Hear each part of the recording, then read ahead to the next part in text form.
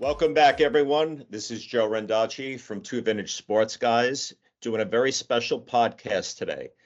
My co-host Paul is still somewhere out there on vacation. I think he's in this state of chaos as usual, but we're not going to worry about Paul today. We have the legendary Tommy John, one of the best southpaws ever to play Major League Baseball, here with us, and we're going to go through his just remarkable career. He had, for those that don't know, a career that spanned 26 seasons from 1963 through 1989. He was on Cleveland, he was on the Chicago White Sox, the Dodgers, the Yankees, California, and Oakland. He finished with a 288, 231 record, which is 26th best all time. On the Southpaws, he was number 7 all time. And just a little note, he hit 5 homers as the hitting legend in him, which is better than most pitchers ever did. He was in 760 games, which was 700 starts. That's 8th all time. These numbers are just staggering. 4,710 innings pitched for 20th all time. An ERA of 3.34 with 2,245 strikeouts. That's 162 complete games with 46 shutouts. Just compare that to pitchers nowadays who are lucky they could get through 5 innings to get a win in their column. His postseason record was 6-3 with a 2.65 ERA over 88 innings. He was a 20-game winner 3 different times, and we're going to work a little backwards here. His last game was May 25th, 1989, at age 46. And I believe he was the oldest at that time, and he was just eclipsed shortly thereafter. And that game was the New York Yankees. He was playing the California Angels. 5 innings pitched, but a reliever gave up a run, so he wound up with a no decision. And my last stat is going to be the most staggering to me. He holds a record, major league record, of 188 no decisions.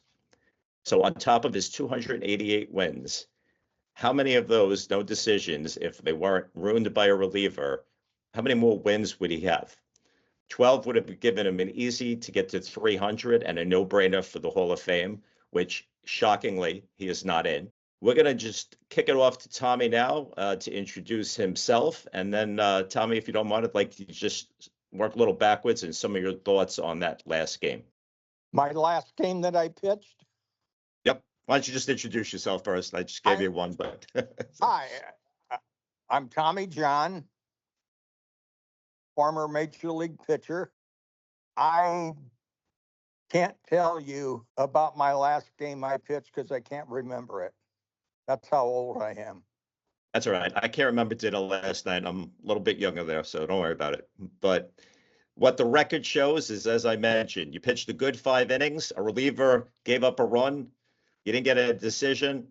You had 187 more no decisions. But what did you think of all those no decisions? The no decisions you were getting back then? I didn't, I pitched to have fun, to win. No decision.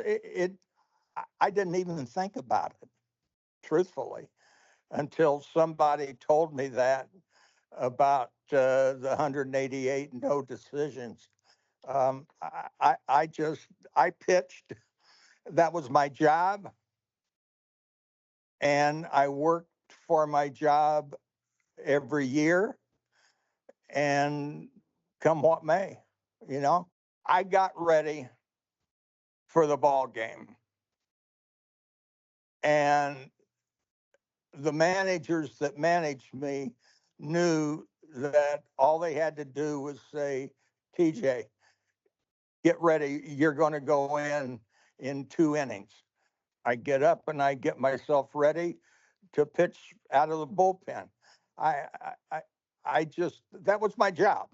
My job was to pitch, and I pitched whenever they told me to. So you took the ball. Was it still every 5th day back then, or whenever they said they needed you? Did it matter? It didn't make any difference.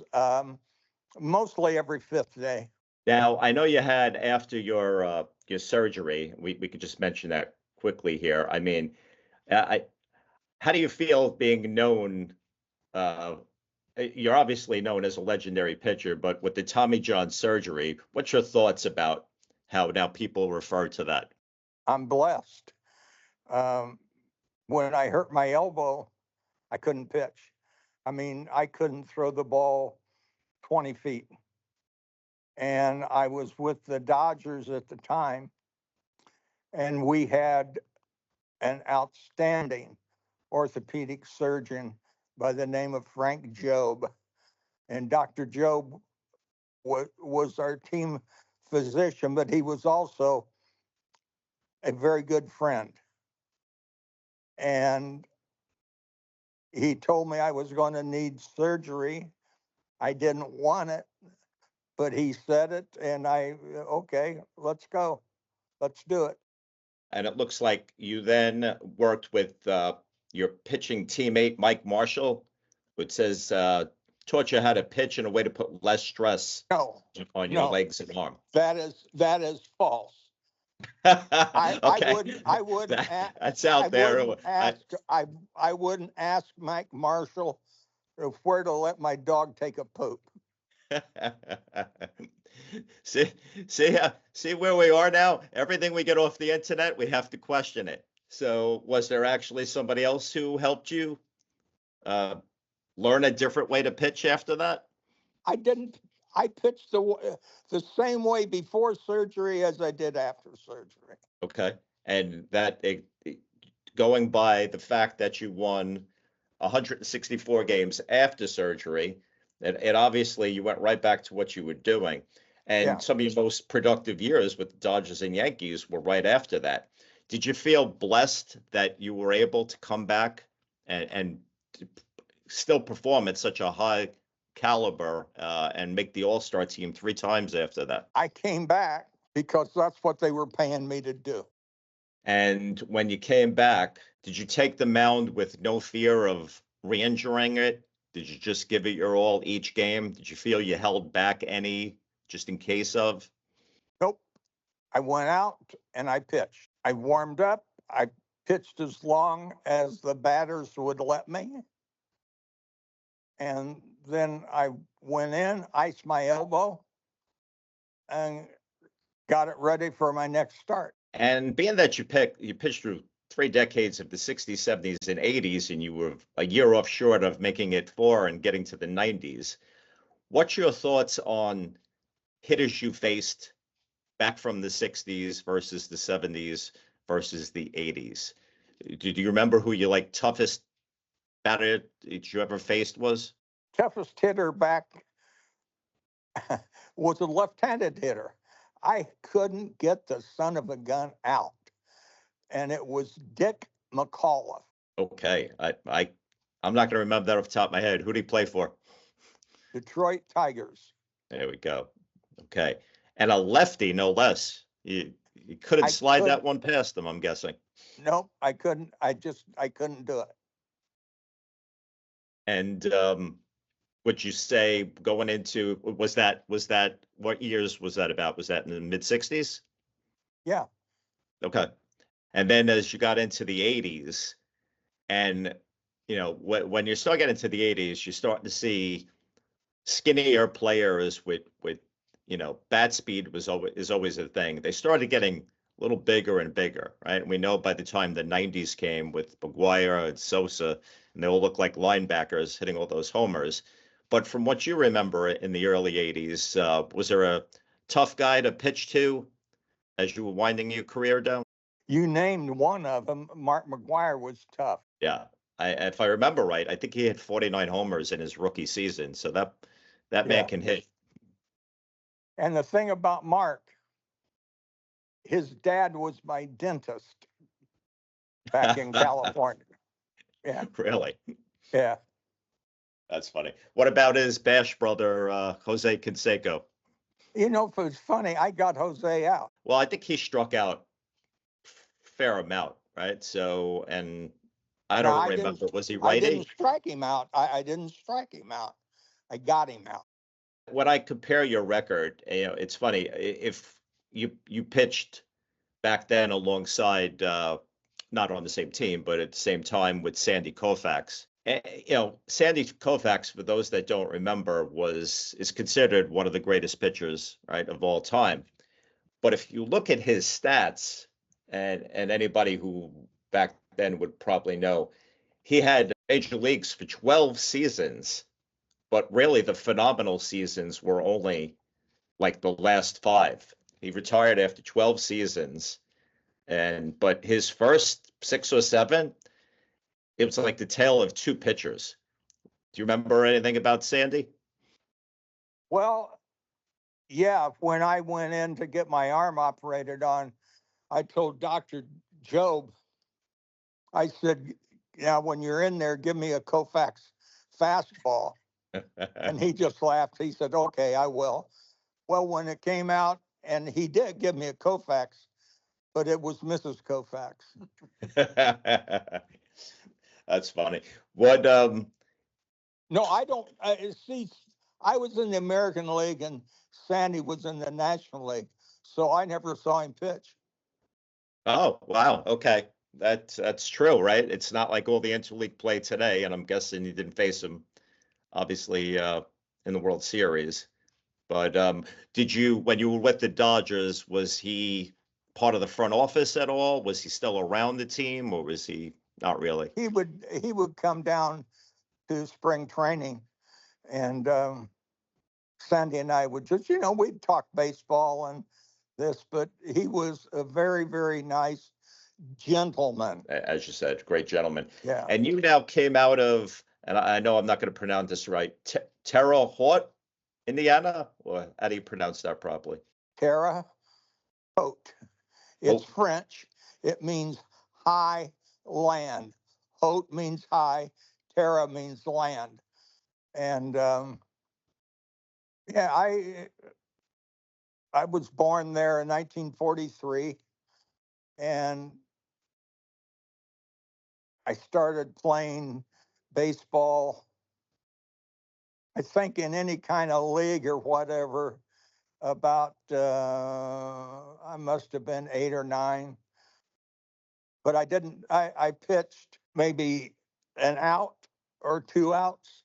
I didn't pitch a lot. Did you always want to be a pitcher, or did you start out Oh yeah, on another position? I wanted to be a pitcher because God, I couldn't run. I was slower than crap. Did you find that, well, there are a lot of lefties back, so I'm lefty too, and I think we're special people. All right, any lefty will tell you so.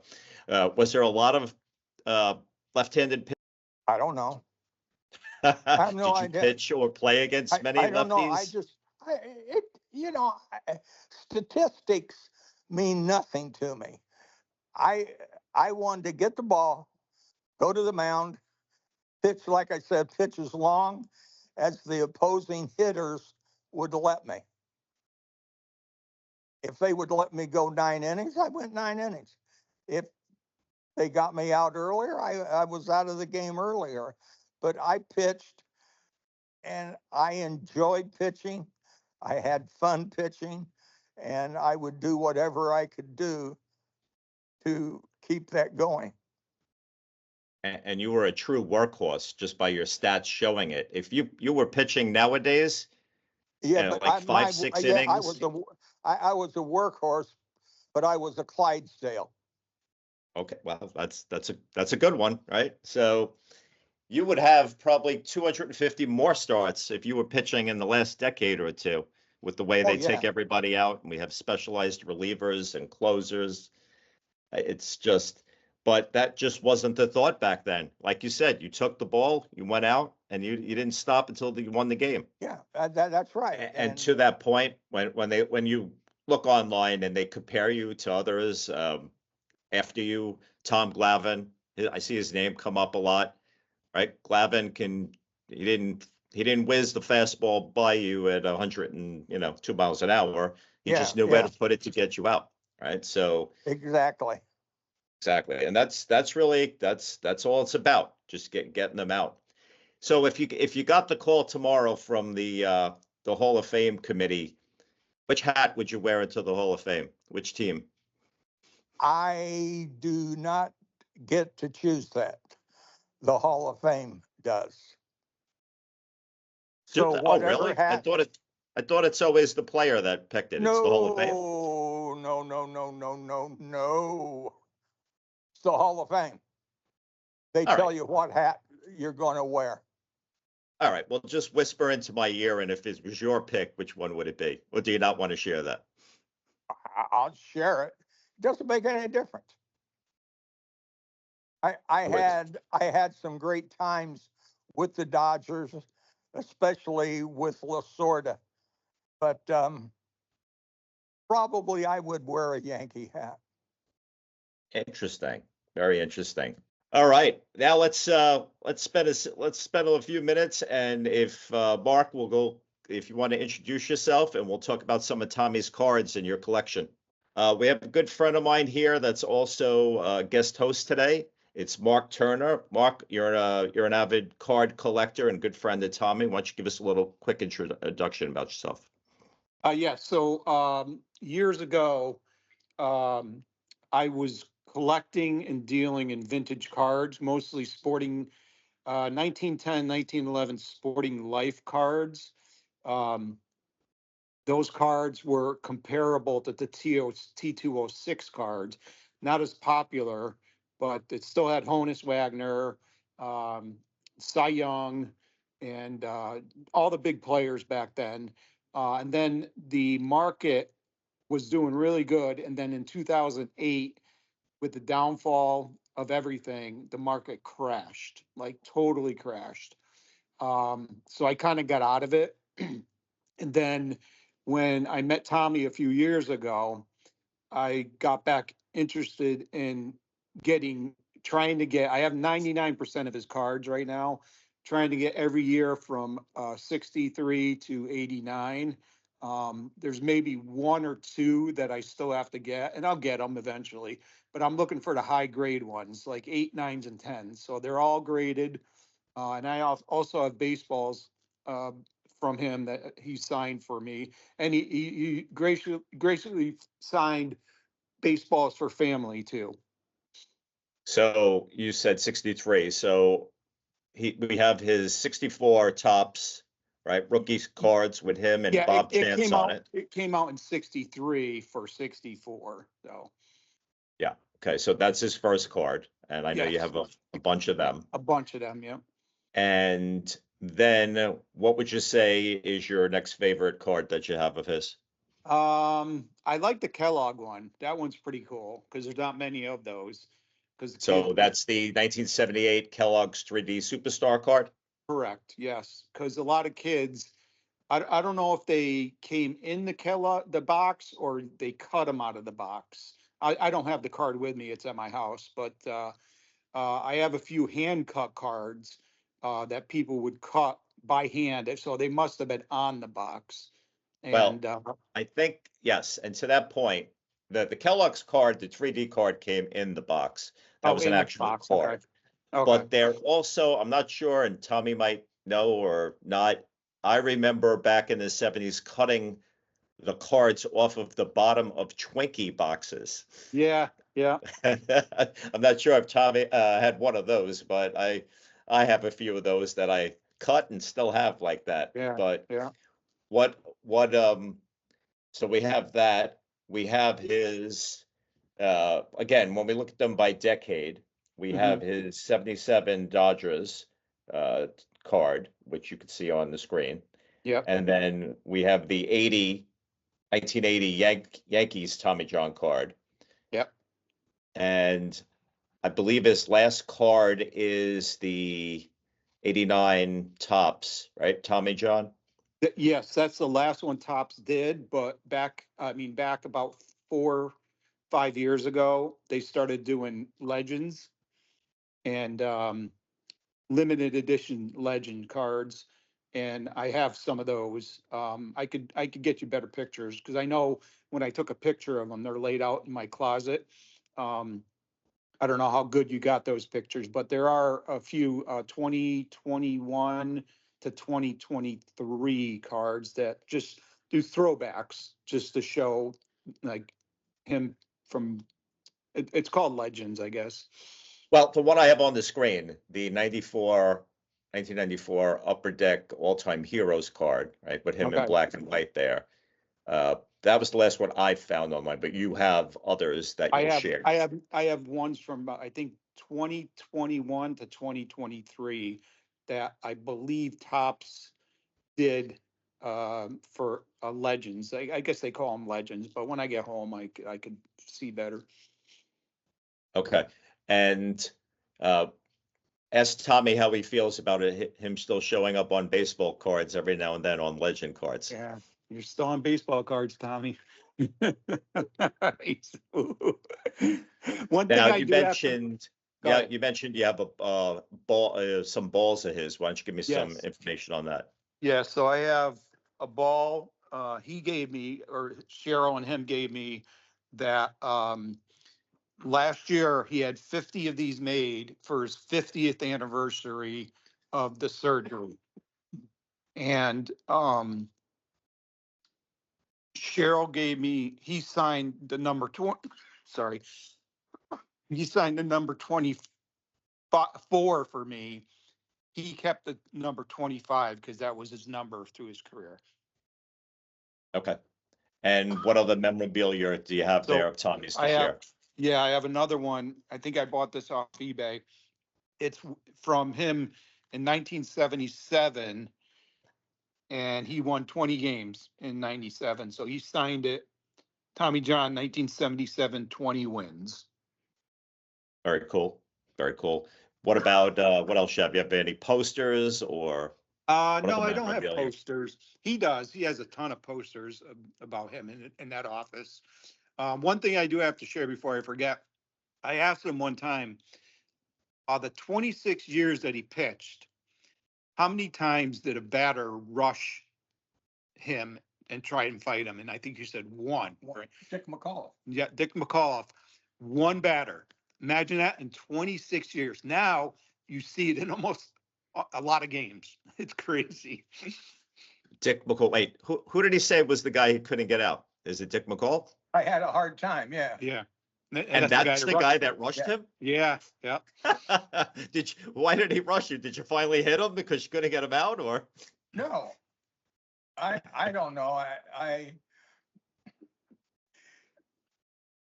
walked the first hitter, and he was batting second.